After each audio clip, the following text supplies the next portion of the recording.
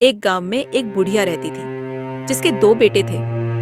एक शहर में काम करने गया हुआ था और दूसरा बुढ़िया के साथ रहता था। जो बुढ़िया के साथ रहता था वह बुढ़िया की सेवा करता था, पर किसी वजह से उसकी मृत्यु हो जाती है तो बुढ़िया अकेली रह जाती है।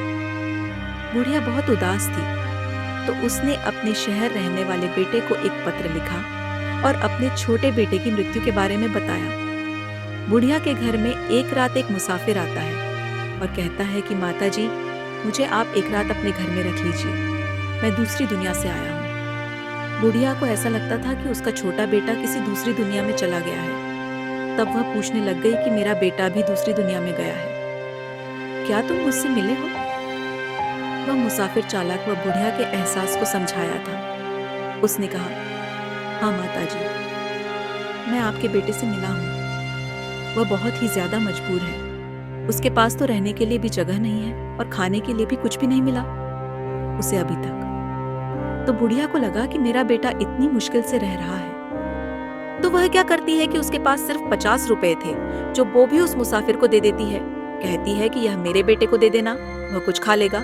तो बस वह मुसाफिर रात वहीं पर गुजरता है और सुबह होते ही वहां से चला जाता है। अब तक वह बुढ़िया का भेजा हुआ पत्र उसके बड़े बेटे को मिल चुका था।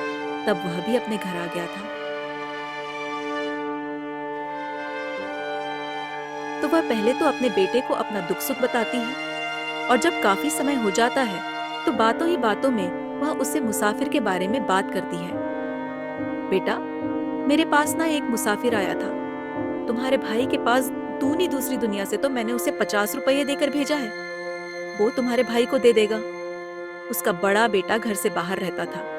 उसे दुनिया की सारी चालाकियां समझती थी, तो वह समझ गया कि वह मुसाफिर कोई अच्छा इंसान नहीं था। वह कहने लगा कि माता जी, उसने आपको बेवकूफ बनाया है। आप इतनी सीधी हो कि उसने आपको लूट लिया। अगली सुबह वह वहां से चला गया और शपथ ली कि जब तक मुझे आपसे सीधा इंसान नहीं मिलेगा तब तक मैं घर वापस नहीं आऊंगा।